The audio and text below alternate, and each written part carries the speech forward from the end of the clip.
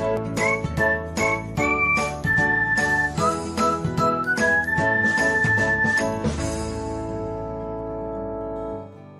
everyone, welcome back to another episode of Technologyglance.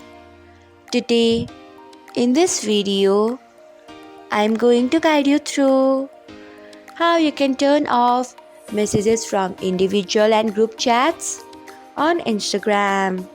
So, let's get started. Firstly, open Instagram app in your device. Then tap on profile icon. Next, tap on three lines icon. After that, tap on settings and privacy. Then tap on notifications. Next, tap on messages. After that, you can see the option of messages from individual and group chats.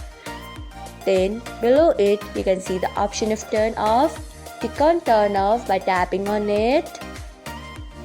So, this is how you can turn off messages from individual and group chats on Instagram. Thanks for watching. If you found this guide helpful, we would love it if you hit the thumbs up button below. We upload great new tech tutorials like this one every day. So, do not forget to subscribe to our channel and hit the bell icon so that you will never miss another update.